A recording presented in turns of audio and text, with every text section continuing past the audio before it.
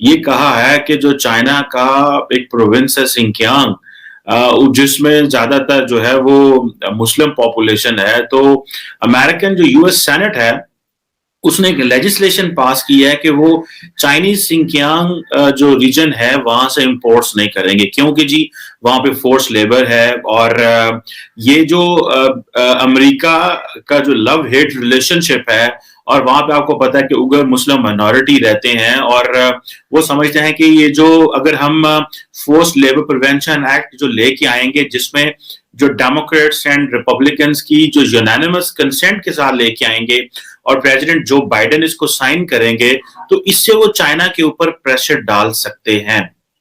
और जो अमेरिकी लॉ मेकर्स हैं वो ये समझते हैं कि अगर ये कंसेंसस जनरेट होता है कि हाँ हमें चाइना का बायकॉट करना है, और वहां पे जो ह्यूमन राइट्स की कंडीशन ठीक नहीं है, और हम कंप्लीटली सैंक्शन करते हैं उस एरिया को, और तो this is a message for the Chinese communist party.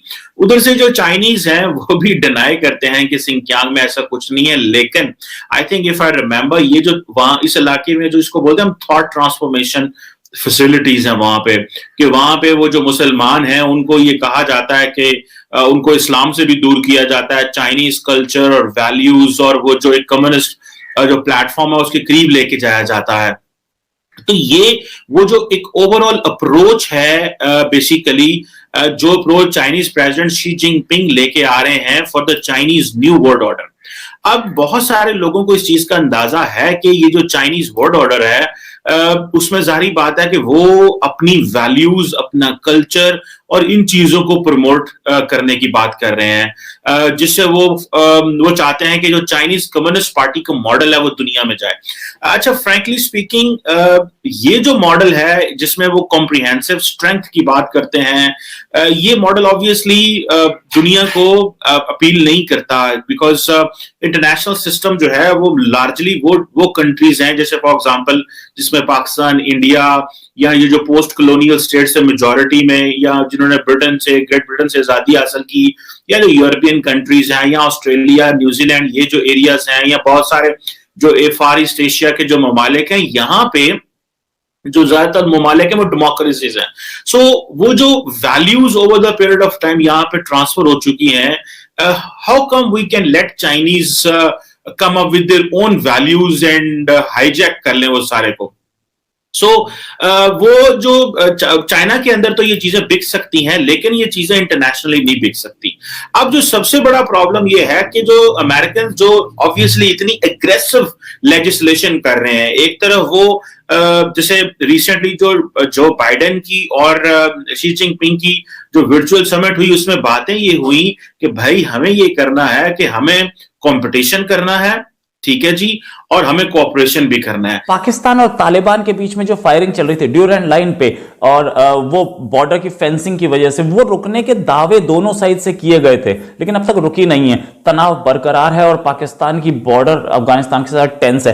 Tension इतना है कि फायरिंग में 2 पाकिस्तानी सैनिक मारे जा चुके हैं। इनफैक्ट फायरिंग हुई थी चोगम एरिया में, जो कि सिल्तन डिस्ट्रिक्ट में पड़ता है, यहां पे हल्की फुल्की फायरिंग हुई थी। उसके साथ साथ बाजूर एरिया में भी फायरिंग हुई, यहां पे 2 पाकिस्तानी सैनिक मारे गए थे। इनफैक्ट फायरिंग क्यों हुई थी? क्योंकि पाकिस्तानी सैनिक बॉर्डर की फेंसिंग कर रही थी, और फेंसिंग के टाइम पे उन लोगों को पसंद नहीं आया, वो तालिबान के आतंकियों को, उन्होंने स्नाइपर फायरिंग की, मतलब निशाना लगा के मारा। 2 पाकिस्तानी सैनिक मारे गए। अब जब 2 सैनिक मारे गए तो उसके बाद हमला होना था। उन्होंने शेलिंग की, दोनों तरफ से शेलिंग हुई, करीब आधे घंटे तक शेलिंग चली। तो ये इन दोनों ने ये क्लेम कैसे किया था कि हमें पीस फायर, हमारे यहाँ सीज फायर हो चुकी। क्लेम भले ही था, लेकिन ना तालिबान किसी पे भरोसा करता है और ना पाकिस्तान को तो मजबूरी हो गई कि पाकिस्तान ने ऐसा आदमी पाल लिया कि अब वो नहीं मार रहा है। लेटेस्ट क्लैश जो है आई उसी टाइम पे जब इन्होंने क्लेम किया था दोनों ने कि हमारी सीज फायर हो चुकी है। साथ में एक टॉप मिलिट्री कमांडर जिसका नाम है Abu Dujana, top military commander है तालिबान की 201 खालिद बिन वालिद कोर का कमांडर है। बड़ा आदमी है, तालिबान के हिसाब से बड़ा आदमी। उसने ये बोला कि अगर पाकिस्तान हमारी धरती पे शेलिंग बंद नहीं करता तो हम जानते हैं हमें कैसे लेना है। इनफैक्ट तालिबान अब इस लेवल पे आ चुका है कि वो पाकिस्तान को धमकी भी देना शुरू हो चुका है।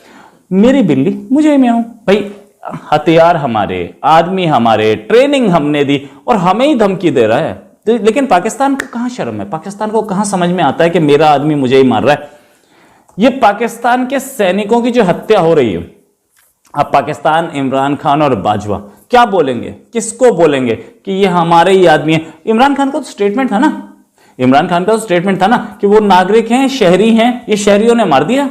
भाई आप जो दुनिया को बता रहे थे कि ये शहरी हैं, और आपके वो होम मिनिस्टर शेख राशिद, भले ही वो टिकटॉकर्स के साथ फोन पे बड़ा लंबी चौड़ी बात करते हो, लेकिन सच क्या है, आपके होम मिनिस्टर शेख राशिद ने बोला था कि वो यहां रहते हैं, उनका इलाज यहां होता है, यहां रह करके हमारे ही सैनिकों को मार रहे हैं। खैर आप अपने सैनिकों को और पुलिस वालों को मरवाते रहते हैं। आपने अपने पुलिस वालों को टीएलपी के प्रोटेस्ट में मरवाया था, उसके बाद टीएलपी को आपने हीरो बता दिया, अब वैसा ही हो गया। अब आतंक को सपोर्ट करने का नतीजा कहीं ना कहीं तो दिखेगा ना। इंडिया ऐसे इसीलिए थोड़ी बोलता है कि आतंक आएगा तो हम क्रिकेट ये आईपीएल में नहीं खेलेंगे और उसमें हम आपसे बातचीत नहीं करेंगे। हमें पता है कि सैनिकों की डेड बॉडी का मतलब क्या होता है, आपको नहीं पता है। आपके लिए आपने पहले 1-1 लाख दे करके अपने यूथ, अपने नौजवान भेजने शुरू किए थे। अब आपको लगता है सैनिक मरा कुछ नहीं होता, गवर्नमेंट देती रहेगी, ये भी 1-2 लाख वाला ही आदमी था, क्या फर्क पड़ता है। प्रॉब्लम में भी यहां रुकने वाली नहीं है, ये बढ़ेगी और ऐसी बढ़ेगी कि पाकिस्तान घबरा जाएगा, क्योंकि पाकिस्तान को पता है एक ही तो हिमायती मेरा, और मैंने ये गवर्नमेंट चेंज की है, अब मैं स्टैंड कैसे चेंज कर सकता हूं। पाकिस्तान इंटरनेशनल फोरम पे चीख चीख के बोला है कि तालिबान है, उनका हक था वहां रूल करना, वो आम शहरी हैं, इन लोगों ने अपना हक मांगा है, ये लेजिटिमेट गवर्नमेंट है, इसको रिकॉग्नाइज कीजिए। अब पाकिस्तान अपने स्टैंड से मुकरेगा कैसे और अपना स्टैंड कैसे चेंज करेगा। इंटरनेशनल फोरम पे इतने तालिबान भी बहुत खुश था कि ये इसको इंटरनेशनल फोरम में बोलने दो, उसके बाद हम इसे मजा चखाएंगे, आ गया। और साथ में जिस लोगों को, जो लोग जिस ऑर्गेनाइजेशन के लिए, तालिबान के लिए आपकी सड़कों पे झंडे लहराए जाते थे, रैलियां निकलती थी, अब वो सारे झंडे लहराने वाले और रैली वाले हैं कहां। उन साल अभी मौजूद हैं, 12-1 साल अभी हैं अगर चाइना की इकोनॉमी को ओवरटेक करने का। क्योंकि अभी आप देखें तो इस वक्त जो चाइनीज और अमेरिकन इकोनॉमी है, अगर चाइनीज इकोनॉमी आपको लग रहा है कि तकरीबन $15 ट्रिलियन पे खड़ी है, जो जीडीपी है और नॉमिनल जीडीपी जिसे बोलते हैं, और जो अमेरिकन है वो कोई 22-23 के करीब खड़ी हुई है, ट्रिलियन डॉलर पे खड़ी हुई है। सो ये अगर आप इनके ग्राफ में आपको दिखा सकता काश कि ये जो ओवरलैप करेंगे या एक दूसरे को क्रॉस करेंगे, हर वक्त के साथ साथ ये गैप जो है वो कंप्लीट होगा 2027, 28, 29 में ये बहुत करीब होगा, और 2023 तक ये कंप्लीटली जो क्रॉस करेगा, और 2035 में तो जो है दोनों ममालिक की जो इकोनॉमी है वो $40 ट्रिलियन के करीब पहुंच जाएगी। अगर चाइनीज इकोनॉमी जो है वो 2035 तक $40 ट्रिलियन पे पहुंचती है, तो अमेरिकन इकोनॉमी तकरीबन 37-38 ट्रिलियन पे होगी।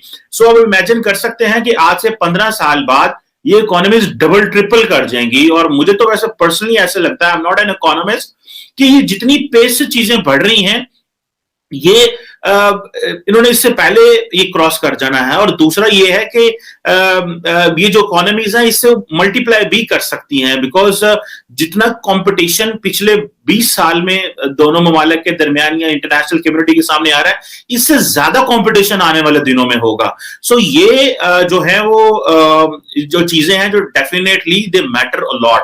अब अमेरिका जो है वो जब बैठता है अपने पार्टनर्स के साथ, जब चाइना इंडियंस के साथ, तो ऑब्वियसली एक ही बात होती है कि हमें किस तरह काउंटर करना है जो चाइनीज मॉडल है। और आपको पता है कि चाइनीज जो हैं वो एक तरफ तो लगे हुए हैं कि हम इंटरनली जैसे कहते हैं ना, रीयूनिफिकेशन ऑफ द मदरलैंड या रीयूनिफाइंग द मदरलैंड। अभी जो इसी साल अक्टूबर में 2021 में शी जिनपिंग ने एक स्पीच की थी, उन्होंने कहा था हमारे पास एक हिस्टोरिकल टास्क है और उस टास्क का काम है रीयूनिफिकेशन ऑफ द मदरलैंड, और ये फुलफिल होनी चाहिए, जिसमें वो समझते हैं कि बीजिंग जो है उसको, जो उसके कोर इंटरेस्ट है